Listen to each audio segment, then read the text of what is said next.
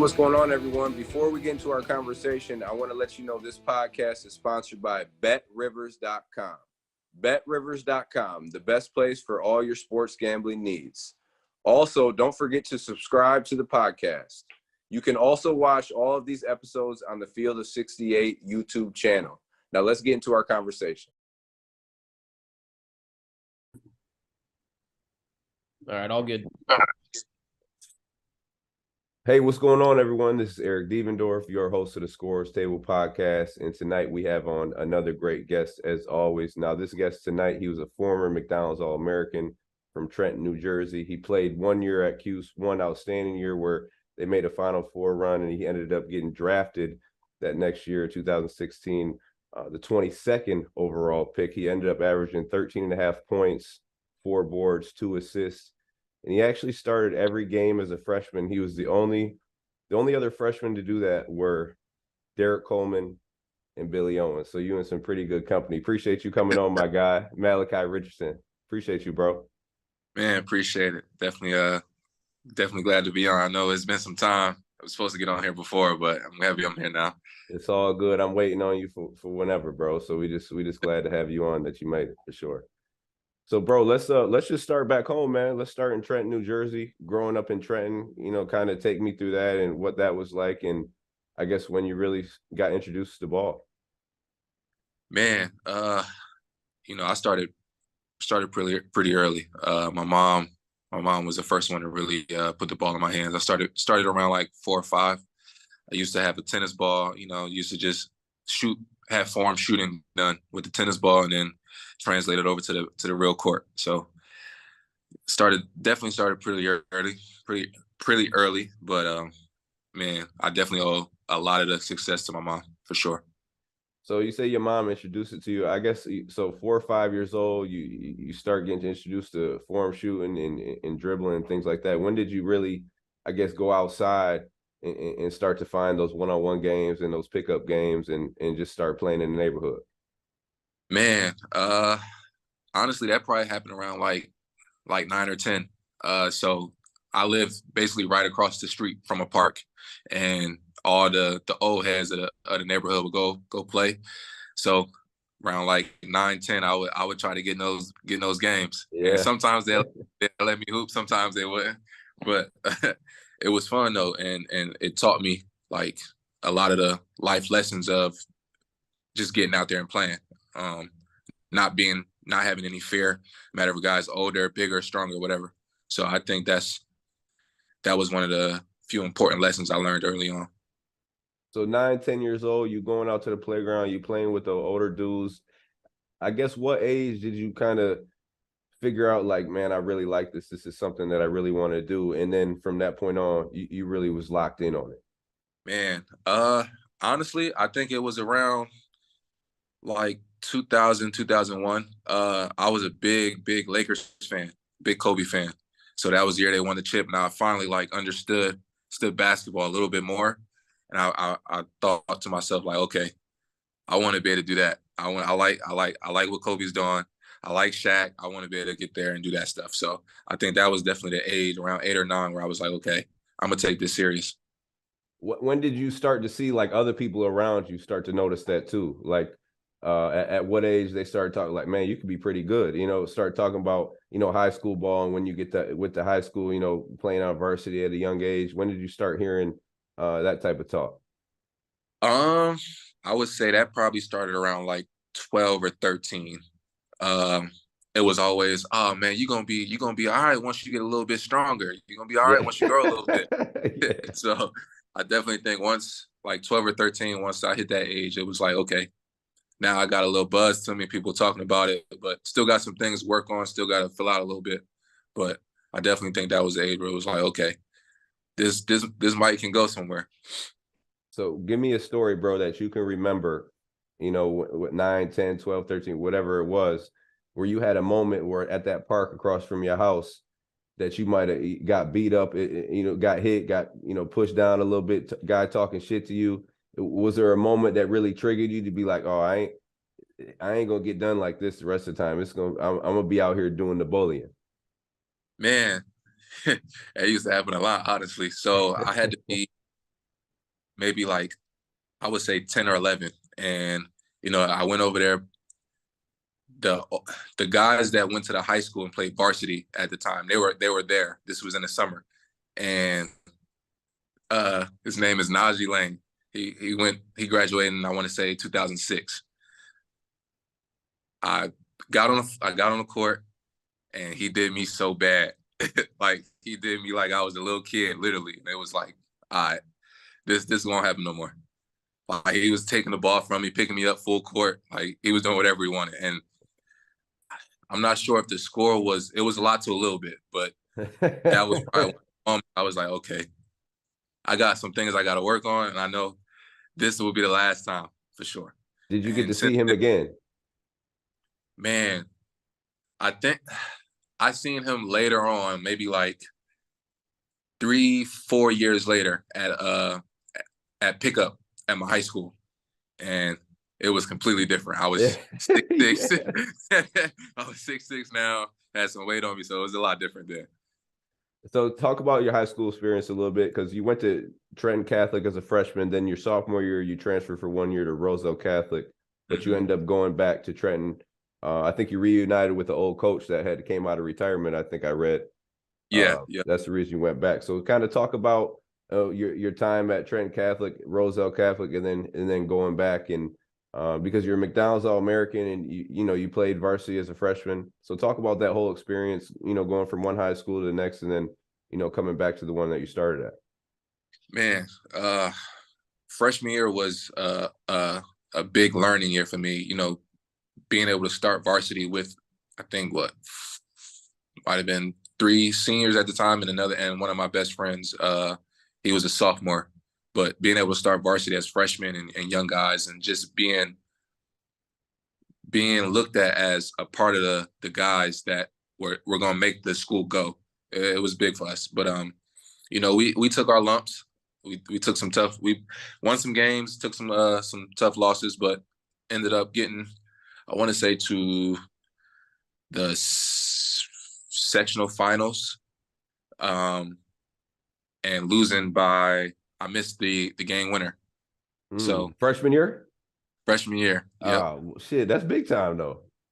Right. So just even had the trust from the older guys as a freshman to even be put in a position to take the shot was all I needed to know. And then even though I was hurt that we lost, but I seen the bigger picture and where I felt like things could take off and blossom. And transferring was a huge decision. We had put together a great team at Roselle Catholic, and ended up winning the Tournament of Champions that year. Yeah, your sophomore year, right? Yep. So it all worked. So that year was a phenomenal year basketball wise. Being teammates with T-Road, so being able to send him out on the championship, and did he talk back then? Was he talking, or he was that? Hell no. He still wasn't talking. T-Road, man. We used to just kick it, and he still the same way. He just listening. He listening. Ain't saying nothing, just listening and laughing. But nah, man, that year was fun because I got to experience a different brand of basketball.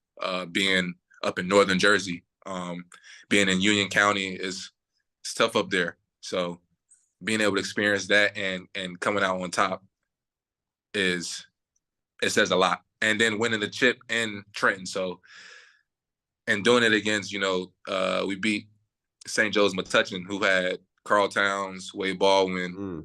It had some dogs in that team. So it was a great experience for that. And then transferring back I felt like I had to try to win for the hometown. So I think that was the most important factor in the decision to go back. Even though I came up a little short with that one, getting to the semis and losing. But, I was happy I got one at least. Now, look, you went back, but y'all ended up losing to Roselle Catholic, where you was just at, right? So what? I know it was a little bit. What was that like, man? Just going back playing against them, because you just had won one with them. You know what I mean? Right. Yeah, it was a lot of emotions to that game. It was a packed gym, a lot of shit talking. For sure. So the they got my junior year. They got us. I think they might have. I don't know if they beat us by maybe 15, but I didn't play well. I think the hype around the game, the emotion that was going into it. I wouldn't say it was too much, but I wasn't really prepared mentally for that one.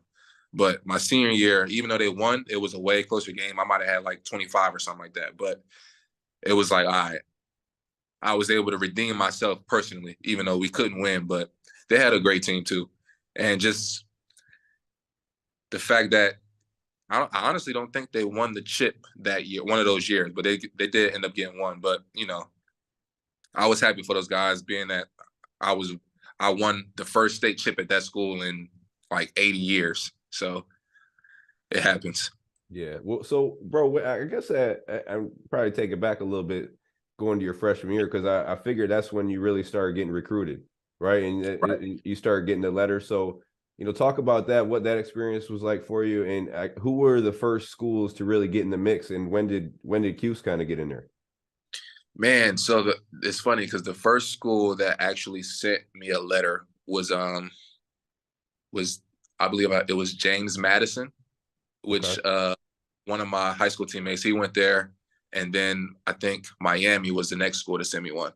So Q's got in the mix more probably my sophomore year. You know Hop, man. Yeah, he was there. Yeah. Yeah. Hop is crazy. So I definitely my sophomore year, Hop came down, and then he got the team final connection. So, and at that time, I believe, yeah, Rock was there. So it was like a little pathway from team final to with Dion and Rock. So it was all love with that. What was that first interaction like with Hop? You know what I'm saying? You're because you know what I'm saying? You don't know my man from nowhere, you know what I mean, from a can of paint. But when you first see him, he make you feel like you've been knowing him for, you know what I Man, mean? yo, I swear, when he said what's up, and then he looked at me, and was like, "Yo, man, bring it in, give me a hug." I'm like, "Yo, Yeah. all right, okay, I see the energy. All right, so this is what everybody was talking about. So this is the real Mike Hopkins. So I love Mike. I love Mike. He definitely took great care of me. Showed love throughout the whole recruiting process. So Was that really what kind of sealed the deal for you to pick Cuse, or did it come down to, what two schools or three schools did it come down to? And I mean, was Hop really that deciding factor you coming to Cuse? yeah, so it came down between Indiana and Mm. Syracuse.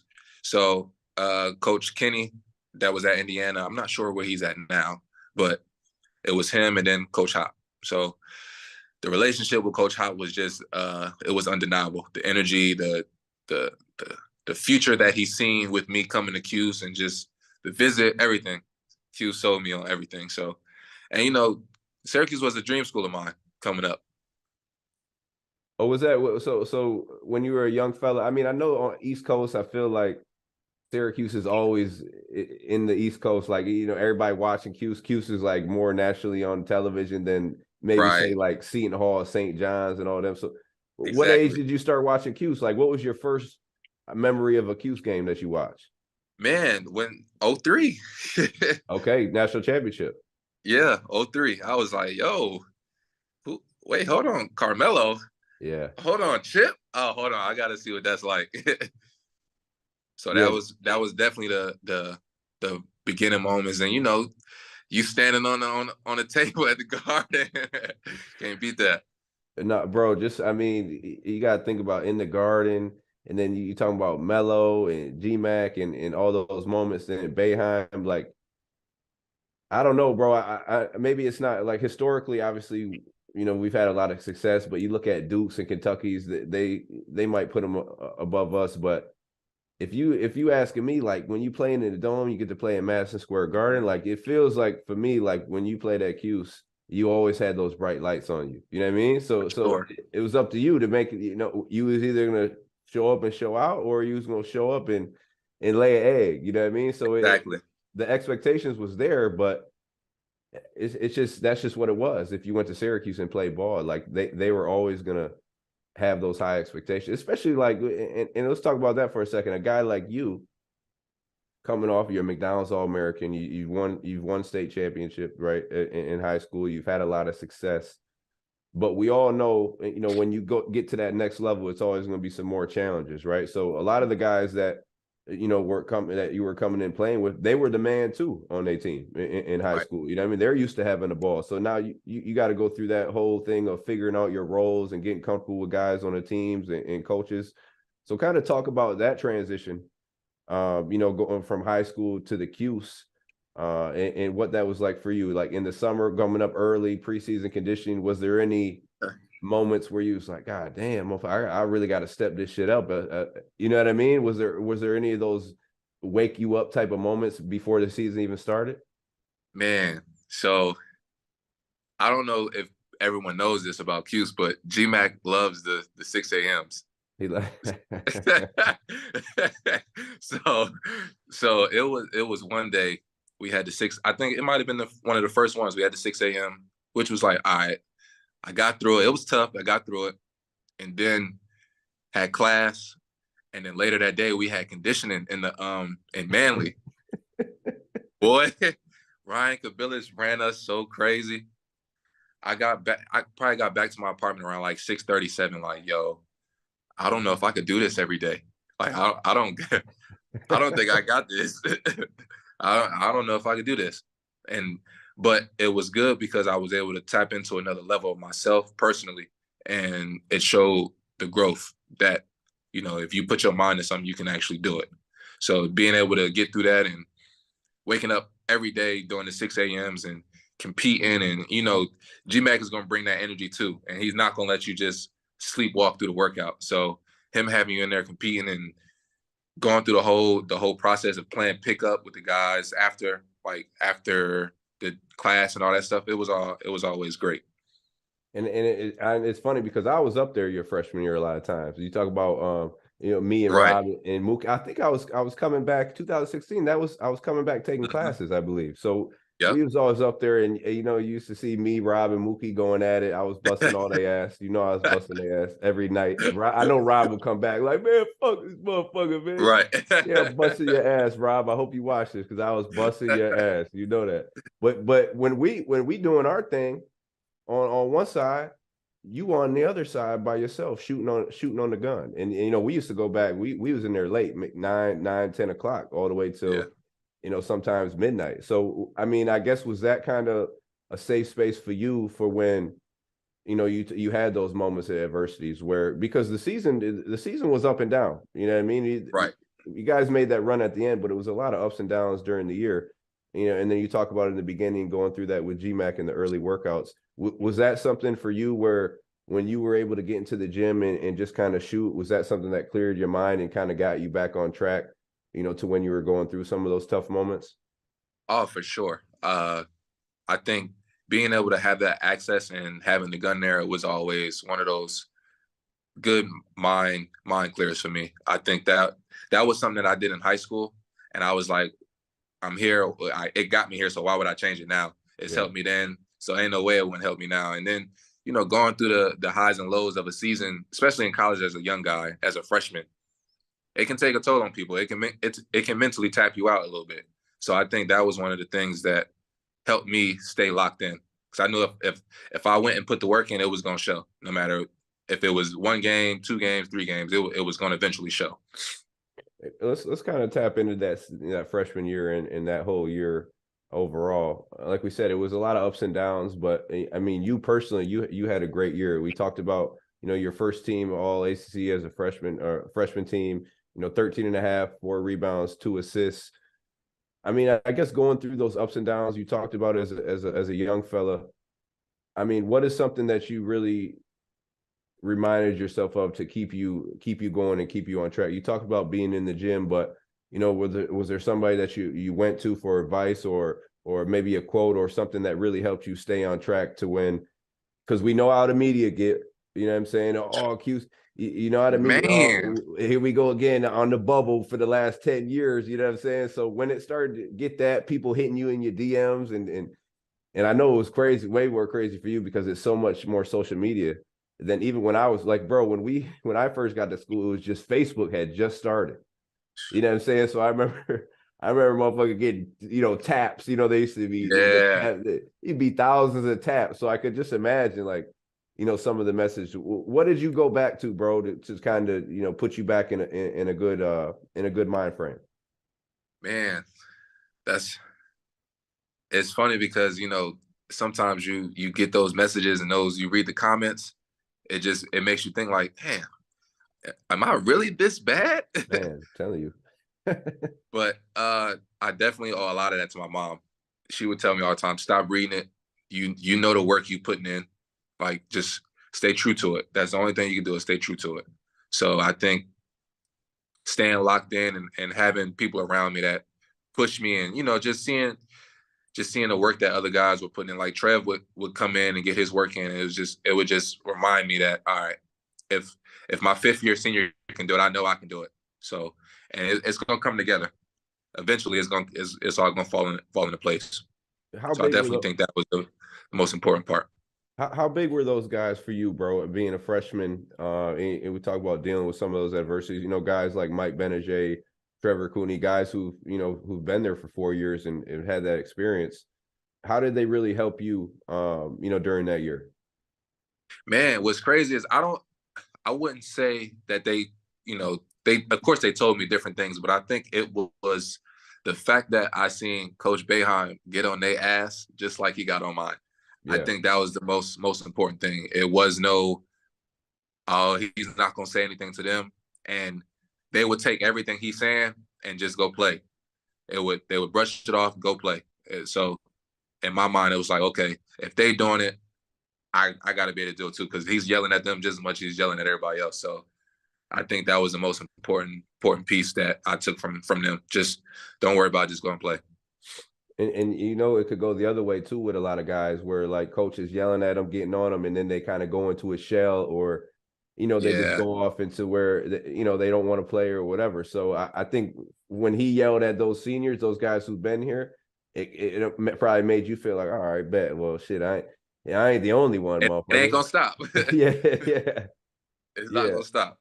yeah. No doubt, no doubt. What was your favorite moment during that year, bro? A moment where maybe it propelled you to a whole nother level, or a moment to where you'd be like, all right, fuck it, yeah, I belong here. Man, I think it was early on. We went down to the Battle for Atlantis and won it, and I had I played well. There were some moments where I didn't play as well as I wanted to, but I had some big moments there against when we beat UConn. I played pretty well, and then when we played Texas A&M, and we beat them in the chip. So it was like, okay, I can do this for sure, and this is high level. And then to have the rivalry against UConn, the old Big East. So I think that was the definitely a deciding factor for me. What was that whole year like, man, playing for Boeheim? Just I know we all know it's he say some shit in practice in the games. You be like, God damn, motherfucker. But what was it like, bro? Because now, besides all the other funny shit sometimes, because he a funny motherfucker, people just don't really know. Yes, he is. You able to soak up a lot of that knowledge too, bro. Like just Yeah. he'll say some shit, you be like, it'll stick with you, but it's something little, but it'll help you going forward. Talk about that year playing for him, and was there anything that he said that really stuck with you? And then kind of share some of some of your funny moments where he was going off in the locker room or during the game in the huddle, whatever it was. Man, I think the most important thing that I got from him was, just the approach. I think the way things are run at Q's is like we want you to be pros, so let's teach you how to be pros now. You know what I mean? So I think the willingness to allow the freedom to just come in and do your work, do your job, and be a pro, that started very early.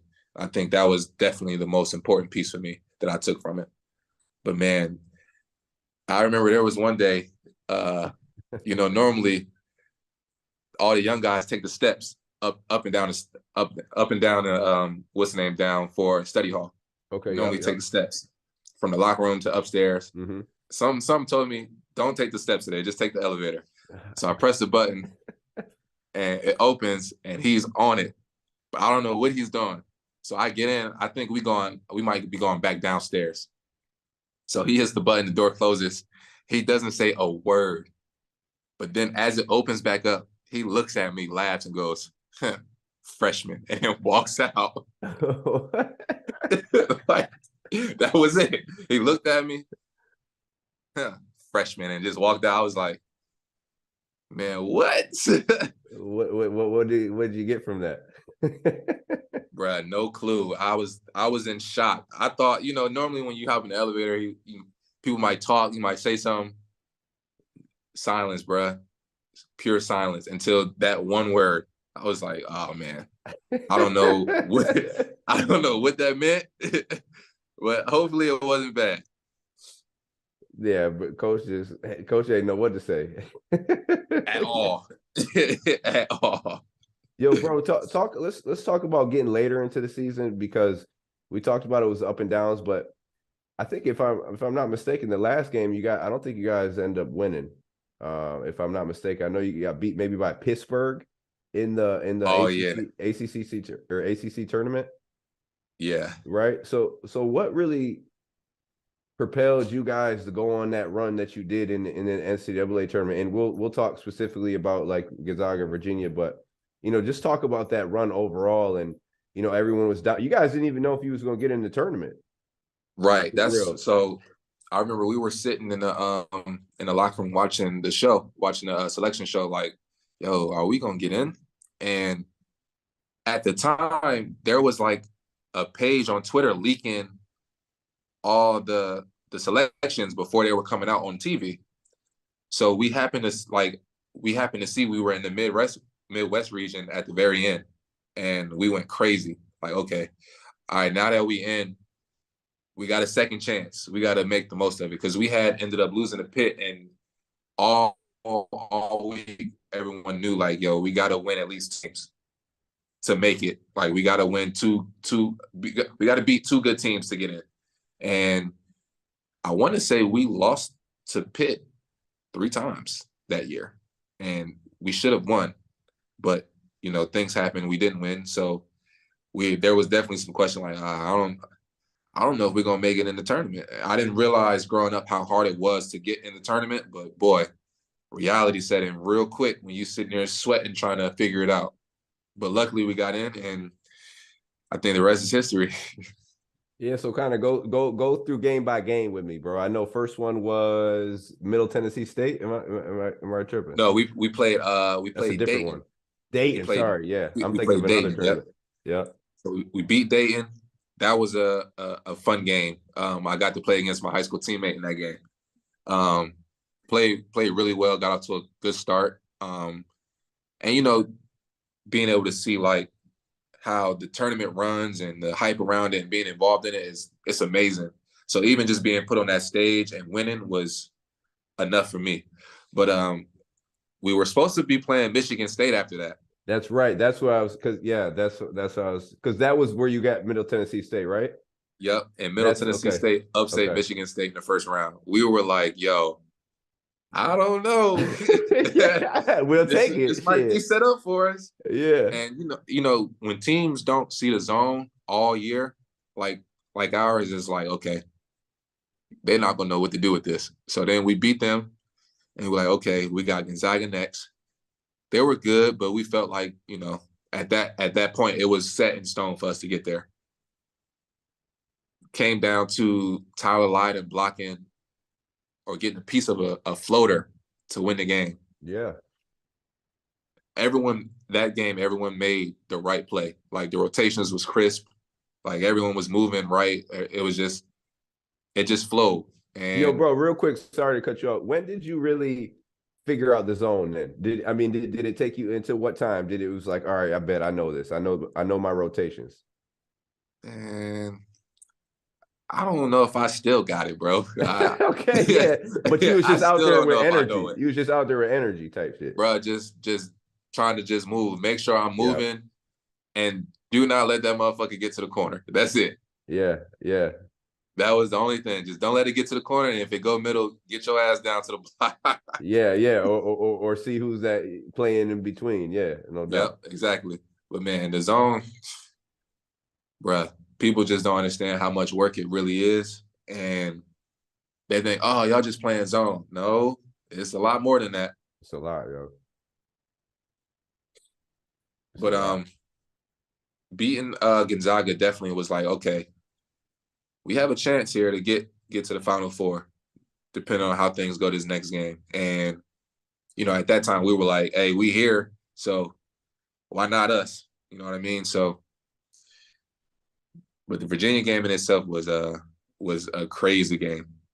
Yeah, break that down for me because they were the number one seed. I mean, coming out of that region, I Mm-hmm. believe, right? And was it Yeah. Gonzaga the number 2 or 3? Because you guys were a 10 seed. Yeah, we were 10. I'm not sure what Gonzaga was, honestly, because I know Michigan State was supposed to be, they were supposed to be 2 or 3 as well. Okay. Okay. But you was going through some giants. That's what I'm trying to say. Like Yeah, exactly. all the That was the crazy part. We definitely, Gonzaga was ranked high all year, and Virginia had got us. I think Virginia was ranked top 5 all year too, or yeah. top 10 at least. So Stingy defense. Talk about that, bro. Because the first half, you guys down, I think, what, 20 plus. You know what I mean? Then yeah, I'm sure, like, some guys like, damn, all right, well, shit. In the back of their minds, not saying it out loud, but in the back of their minds, right. like, damn, motherfucker, shit was great. It was a great It run. was fun.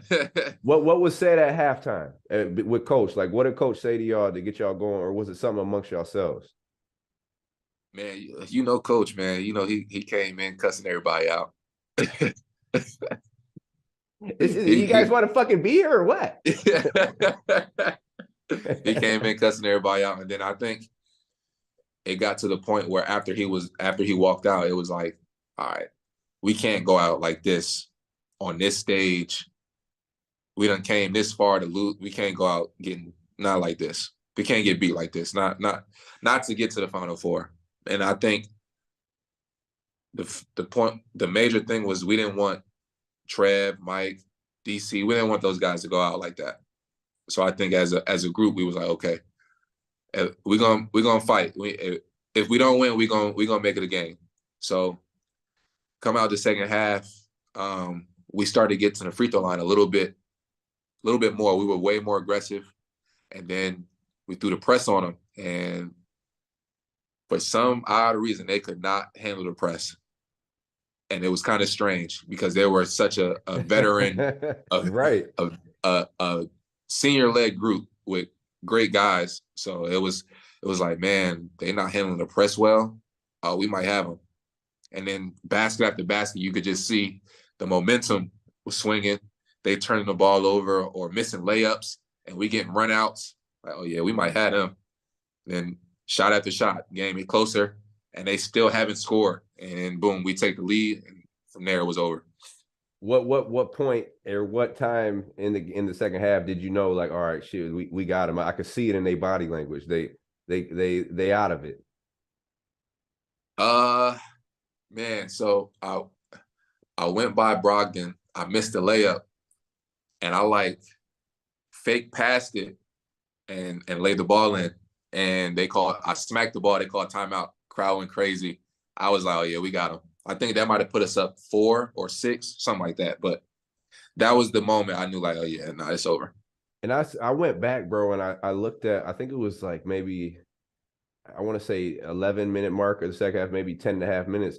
But that's kind of when you went on your own little personal thing. And it was you mixed up a lot. Like I'm talking about, like right into it, those joints, he had one cross into a step back, and then you had a couple and one. So you mixed it up. You gave him a little bit of everything. You know what I'm saying? What I think for you personally, did you feel, and as a freshman, that's tough, bro, because you have, like you said, you have Trev and Mike maybe who would take over as being those senior leaders. But for you, like you being the most talented guy on the team, being the best scorer, what was in your mind those last 10, 11 minutes? We just like, all right, fuck it, bro. I got to take over and just go ahead and do my thing and be aggressive as I can. Because you were threes, mid-range to the rack, free throw line. You gave them a little bit of everything. Man, my main focus was to just go out and play free. Whatever happens, happens. I wasn't too worried about, I think I might have went 1 for 7 in the first half. I said to myself, you know what? I'm just going to play. I'm not gonna worry about nothing. I'm gonna play freely, and we're gonna let the chips fall where they may. And then after getting to the free throw line, the basket just got bigger and bigger. Mm-hmm. So once that happened, it was over. I wasn't too much worried about anything at that point. I was playing freely. Ball was going in. So, and the guys kept looking for me. They was talking to you. They was feeding that. They was putting that battery in your back. Yeah, for sure. Yeah, and I know Hop was on the sideline saying something. Man, you know, you know how. Keep going, motherfucker, keep going. Yeah. Facts. Hop crazy as hell, losing his hair and shit right there. Man, Hop funny as hell. So bro, that was an incredible. I remember watching. I was in New Zealand watching that game, that Virginia game. I was watching it, and then I ended up watching y'all play against North Carolina as well. I mean, it was a tough game against North Carolina. I ended up falling short. But I mean, that whole tournament run will be remembered, in Q's history for forever, bro. So sure. you guys lose end of the season. I don't know if it was at any point during the year where you felt like, all right, I think I might try to test the waters, but after that Virginia game, or even just after the tournament, was it kind of solidified in your mind? Because I know you was hearing a lot of buzz about leaving, but after that game, were you kind of like in your own mind, like, all right, bet I'm gonna at least test it out and see what's going on? Man, so what's crazy is everyone was like, yo, you gotta go. And I'm like, man, I don't really know. So I'm still finishing class. I'm still undecided on what I'm doing. I'm still finishing class all the way up until the end. And then at the very last moment, it's like, first round, can I really Yeah. Shit, can I yeah. really give that up? So I think that was definitely the deciding factor. And it even at the combine, I was still honestly going back and forth. And then my agents was like, yo, you just got locked for the first round. So I'm not going to tell you what you need to do or should do, but I'm telling you, that's it, bro. So it worked out. Was it tough for you to go in there and tell the coaching staff? Yeah, absolutely. That was one of the hardest conversations I've ever had. Because going in and telling coach, it was like, I really don't want to have to do this, but I know it would be the right thing to do. And, he had been telling me about things that he had been hearing. So, and, at that point, it was just like, either you're going to be confident in yourself and do it, or you're not. And so I made the choice. It was like, you know what? I believe in the work that I put in, and God put me in this position. So I'm take my chances and go with it. So he kind of gave you that blessing. Yeah, for So sure. which is love, which just gave you the confidence to go ahead and be like, yeah, hell yeah, I'm gonna go ahead and do Right. this.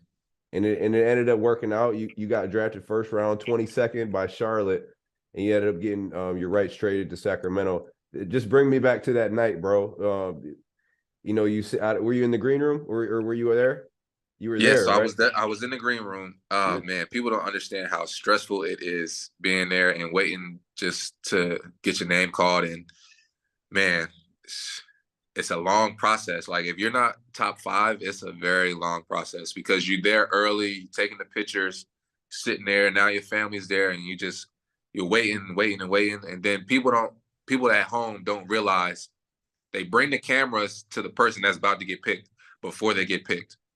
So in my draft, there was a lot of guys that got picked that weren't in the green room in the first, like early in the first round. So like they're going up in the stands. We're seeing dudes get picked like, yo, what's going on? Like, yo, what's going on? So honestly, a lot of guys, I'm not gonna say his name, but there was a player that was left in the green room. Well, I think he ended up leaving the green room, but he was there like second round. He didn't get picked until second round. So that just goes to He show, might got rid of that agent. 100%. I would have fired my agent midway through. But it just goes to show, like, this process can be brutal sometimes, and you truly never know. And I know it's a tough process. You dealing with the media going through all that, but at the same time, a kid from Trenton, New Jersey, who started playing ball at 4 or 5 years old, who really started to take it serious at 9 or 10, having dreams of playing at the Cuse and playing in the NBA, and then to be able to hear your name called and be able to shake the commissioner hand with your family there to see it. I mean, it's nothing better, bro. Man, What were those emotions like? What was that like for your family being able to see you do that? Been through it since day one with you. it honestly didn't feel real. Like once I got my name called, it was like, wow, did this really just happen? Did I hear it? Like, did I hear that correctly? Like, is this really happening, or am I about to be woken up from a dream? But even just shaking the commissioner's hand, it felt like it was supposed to happen. And I feel like the work that had been put in from early on to then, it was like a sigh of relief. Like, okay, I did it. The goal that I wanted to accomplish finally happened, but I knew there was more work to be done. Yeah, and talk about it, because now we talked about the transition from high school to Cuse, which is tough. And now we're talking about, Cuse to the NBA. Now it's a bunch of grown men who this is how they feed their families. You know what I'm saying? Like Right. it's a business now. You know what I'm saying? And when, we all know in business, shit is not fair a lot of time. And a lot of times it's stuff that you just can't control, but you just have to deal with it. You know what I mean? Talk about that transition coming into the league, because that first year you dealt with a lot of ups and downs. You got hurt, you know what I mean? So you were dealing with those stuff, and you go to Sacramento, which is historically not known as a top franchise in the NBA, and we all know it's all about where you go a lot of the times. You know what I'm saying? To even just get an opportunity. So talk about those things and the transition, to the NBA, into training camp and all of that. Man, so after being drafted, just playing in summer league and getting to Sacramento was like, man, this is really happening. So now it goes from moving everything out of Cuse, getting back home and getting to Sacramento. It's like I'm on my own now, really, like living, providing for myself, to okay, this is a business. So there's a way, and there's a way that things have to go. You know what I mean? So even just getting to the gym early, lifting, and just being a professional. People say they're a pro, but they don't really understand the grind of being a pro. And I think watching guys that were there already, that really showed me like, okay, I got to turn it up a lot more than what I am. So the transition process of it was tough, especially early on. Not really understanding the game to a extremely high level, because to me college is way different than the NBA. Way more space on the league floor. Guys are bigger, stronger, more athletic. So I think that was probably just getting adjusted to the speed of the game was tough. Who was the guy that you really saw though in that first year, and it could have been with Sacramento or somebody else, that you're like, God damn, like that just what you were talking about, it made you be like, I got to really go at this shit even harder. Man, so seeing DeMarcus Cousins working, and just how talented he is, like he is a monster in practice, games, everything. Pick up, you knew he was the best player on the floor at all times, like no question. I can't remember too many times where he lost in pickup, no matter who was on the team. So I think I was like, okay, I got some work to do. And even the role guys like Anthony Tolliver didn't miss in practice, didn't miss in pickup. And I knew if I was going to come in and be a shooter, scorer, whatever, I knew I had to really lock in and get better. And that just goes to show you how much the NBA is a business. My man DeMarcus Cousins ain't even in, you know what I'm saying? Like he was one of the most Right. dominant players in the NBA to not in the league. A lot of stuff out of your control that you can't deal with. Speaking of those type of things, how were you able to deal with those things, those adversities? Maybe you felt like you should have been, got some time over this guy or whatever, but he has he's making more money or whatever the case may Right. be. How were you able to deal with those adversities? Getting injured, maybe falling down the roster a little bit. What's something that you went back to? Same thing that we talked about, at Cuse. Yeah. So I think the most important part was just staying true to the process. There was times I used to have to lock myself in the gym, stay there late at night on the gun, just shooting and shooting and shooting until I couldn't anymore. I think that was definitely the thing that I kept doing. And being a young rookie and dealing with the older guys and the rookie hazing and all that little stuff, but feeling like actually that was the first time I ever got a DNP, coach's decision. That was probably one of the hardest things ever dealing with mentally, especially being one of the best players on every team I've ever been on. So just being able to stay locked in and having that mentality, like, all right, at least try to be ready as much as you can for when your moment is called. And finally, I got an opportunity. I played well, but I ended up tearing my hamstring. So that finished my rookie year right before the All-Star break. What's something you really think people don't, and I think you touched on it a little bit earlier, people don't really understand about the NBA, because they see guys, oh man, he should be in the league. But it's not all about that. It's about fit. It's about, hey, we need you to do this. I've seen a guy score 30, 40 points, but you get to the league, we don't need you to do that. We got Luka Doncic to do that, or we got, LeBron James to do that. So what's, one thing that people really don't understand about that part of the NBA? Man, people really don't understand the role that you got to play is everything. Mm-hmm. If you get to a situation and you don't do exactly, especially when you're young, if you're not doing what they're asking you and playing the role that they see fit for you, you're not going to play. And I think that's probably the biggest adjustment young guys have coming in, because you think, I'm going to play 30 minutes a night, I'm going to get 30 shots, I'm going to be able to do what I want. But nah, it's not going to be that way.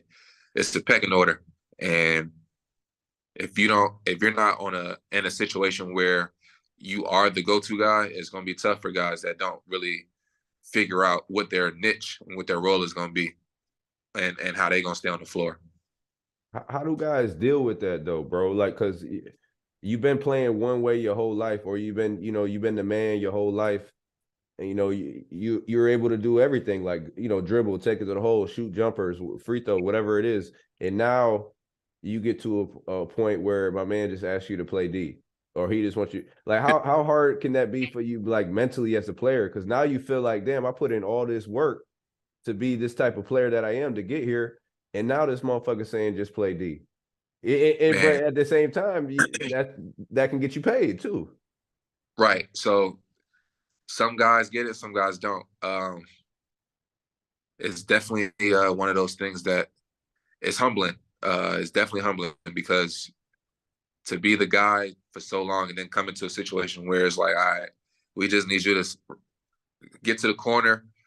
If you get it and you open, shoot it. If not, give it up. We don't need you dribbling. We don't need you playing pick and roll. That's not why you're here. So it's definitely a very humbling experience. But I definitely think stand just true to the process, stand true to the grind, and having a good support system behind you. There was plenty of days where I'm calling mom, dad, like, yo, like I don't understand why I'm not getting the opportunity. I'm doing this and that in practice. I'm working out. I'm doing this. I'm there early.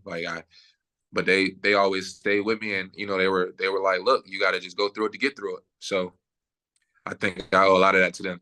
You got to go through it to get to. I love that right there. Go through it to get to it. That's a fact right there. So bro, you spent 3 years in the league. You're Sacramento, Toronto. Then you did some stints in the G League as well, and then you ended up going overseas. You spent time in Italy. You're in Poland currently now. What's that like, man? The change from being in the best league, the NBA, to going overseas, which is it's some good competition. It's some good leagues over there. Sure. But talk about the difference there, and then also, bro, you get to travel the world and play ball and get paid to do it, and then they're paying for all that as well. So just talk about that whole experience. Man, it's definitely it's kind of crazy when you wake up and you're like, man, I'm not in the States. Yeah. It's a 7-8 hour time difference. It's like, man, it's just crazy. But then when you sit back and think like, yo, I'm really being paid to hoop, and honestly, you are traveling the world. Like I've been able to fly and go to Paris, been in Italy, all places like that a lot of people normally would not be able to get to. So it's definitely been a dope experience. Um, on the hoop side, it's been great just seeing the world from where the ball can take you.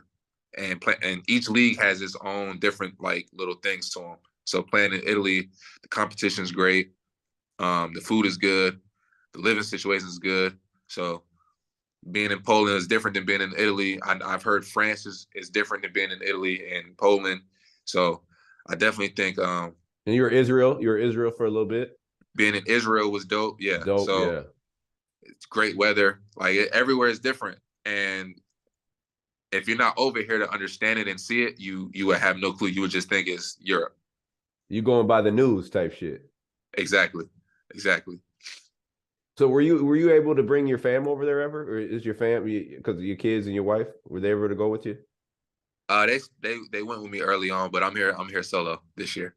Okay, no, but that's a hell of an experience for them to get over there and just Right. see that type of shit as well. I did the same thing. I had my girls over with me, New Zealand, Australia. I think just for them to be able to have those memories, bro. Dad brought me Mhm. over, overseas. That's pretty dope for them to have. Right. Yeah, for sure.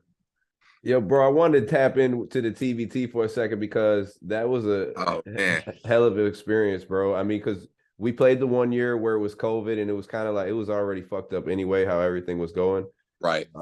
But then, we got into the year where we won it, 2021, where we mixed up the team a little bit, but just those 2 weeks together, bro, it felt like goddamn.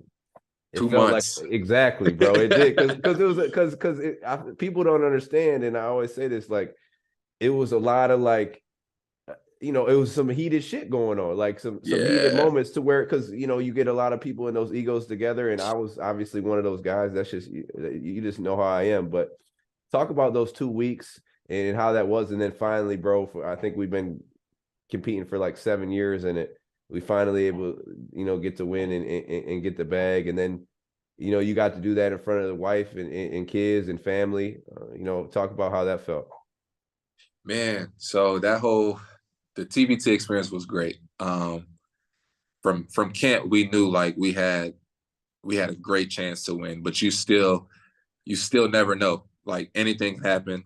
You get to the ending, dudes don't make a layup or a shot or miss a free throw. Like the game can change dramatically. So I definitely think it was a hell of an experience. Like there's no question about that. And just being a part of it and seeing how game by game it can be completely different.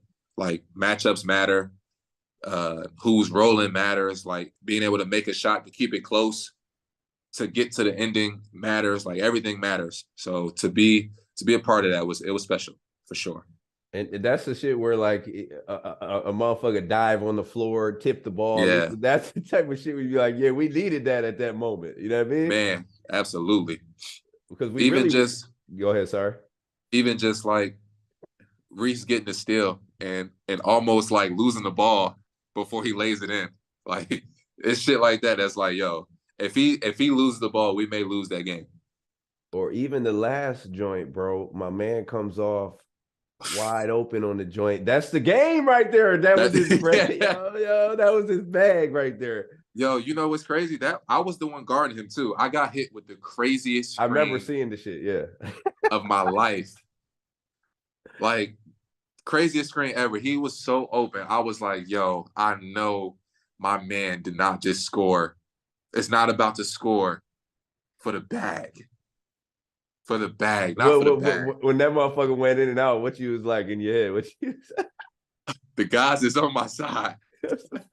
Yo, bro, I say that on everything, bro. It was too many coincidences where like that shit was supposed to bend over. You know what I'm saying? Like I think Yes. the biggest thing for us, like offensively, like we weren't really like great for real, but like Nah, defensively and rebounding, we were blowing teams out. Like we was locking up and then we was for sure. dominating motherfuckers on the boards. But it was For always like sure.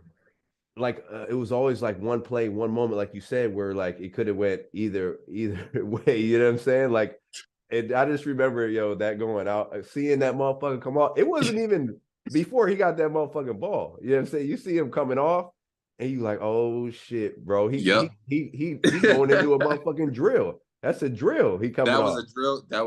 That was a practice shot. Yo. And Yeah. to miss that, I'm like, wow.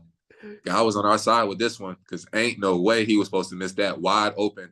And it wasn't like it was a tough shot. It was a mid-range, walk-in, wide open shot. I was like, nah, we're not about to lose like this. Yeah, We didn't man. get all the way to the chip to lose like this. Ain't no way. Man, I'd have been sick. We all would have been sick, but you're right, bro. It was too much like happening that whole 2 weeks. So it was like, come on, we deserve that shit. Hey, no cap. We probably would have all scrapped in the locker room. Oh yeah, I'd have been fucking. It was a few times we scrapped it. DeAndre and Kiefer in the middle. Bro, it was just like to win the tournament.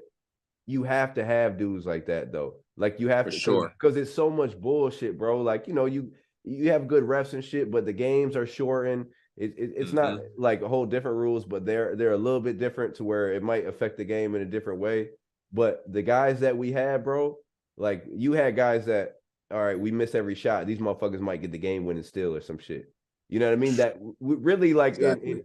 like really playing for each other that whole time, bro. Because even me, I had to step back and be like, yo, I'm out here hustling. I'm the hustle motherfucker playing D. You know what I'm saying? Like, so that's like I had to step back outside of myself and be like, yo, we trying to get this fucking bag. You know what I'm saying? Like Exactly. that, and that's I don't know if people understand that's we're not going back to talking about in the league shit, bro. Like where you asked to like, I need you to play D. Man, I ain't did that since fucking third grade. You know what I mean? Shit like Facts. that. So it's a little bit harder than people really know, but I guess it's not if you really if you would just want to win. And that's what we all Right. did. We locked in, bro. We got through our little, tussles or whatever, confrontations, and that shit was fun, bro. I'll never forget that in my whole life, bro. Man, absolutely. Even just the moment Kiefer hit the shot was like, yo, we really just won this joint. And then pressing the send the Zell on the screen. Yo, you couldn't tell me I wasn't an NBA player right there. For real, bro. That's what I felt like. I felt like I'm like, man, fuck. I felt like an NBA champion. Yo, I but mean, I that know it's and more than that, but that joint hit too, right away. we in the locker room like bet. Right. That joint hit right away. We Yeah. good for a No, little bit. that experience was definitely that's something people don't we're not gonna forget that one at all. Nah, and I rather and like we share like some insight, but it's a lot of stuff that we could just keep to ourselves to where like, man, that shit was fun, bro. You know what I'm saying? Right. Like everybody don't got to Absolutely. know everything. Like that shit was fun though. We had a hell of a time. I know that. Yeah, absolutely. Even just traveling and doing like even the mini camps like that up in Cuse that we did was cool.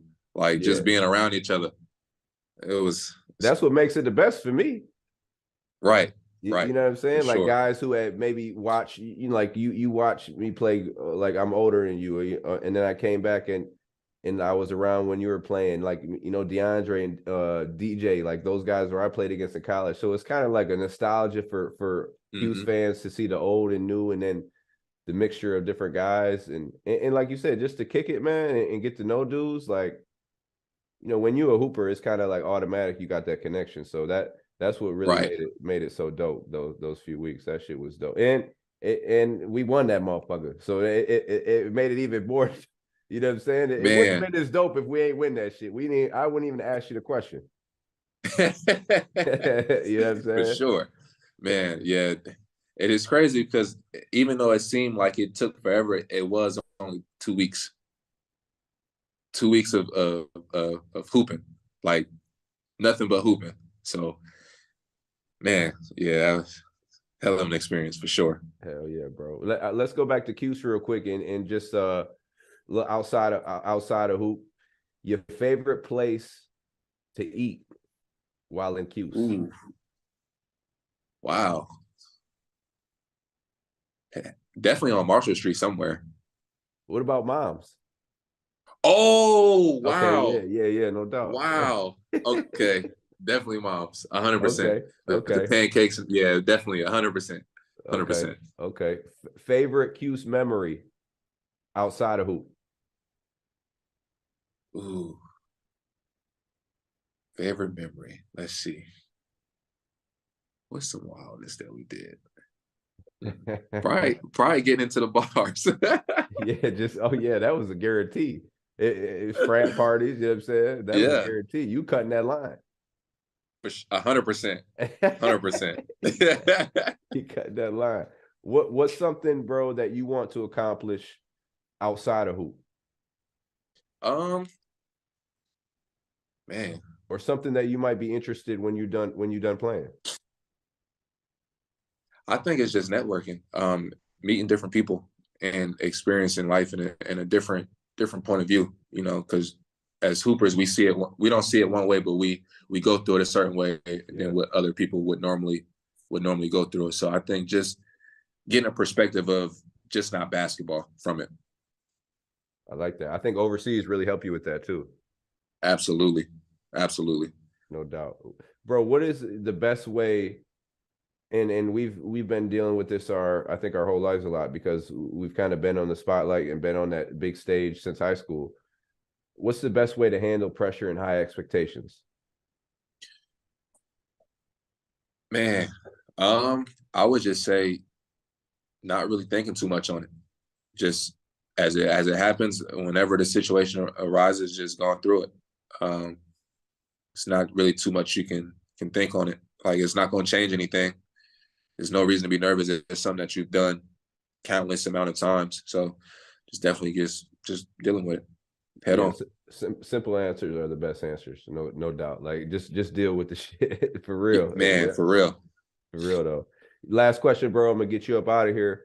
So we talked about, 4 or 5 years old, you started playing ball. You had dreams of playing at Cuse, eventually going to the league, and you were able to accomplish that. And that's something that shouldn't be looked at lightly because that shit don't happen for real. That's like Right. that's like winning the lottery, making it to the NBA. Like that shit does not happen. You know what I'm saying? Like 0.1% chance even to go to Division 1 and play. And you were able to do that. So what's your advice for young kids growing up who have the same dreams and same aspirations to play college ball or play professionally? What advice do you have to them to even give themselves a chance or an opportunity to make it there? Man, honestly, just never stop believing. Never stop believing. You put the work in, it can happen.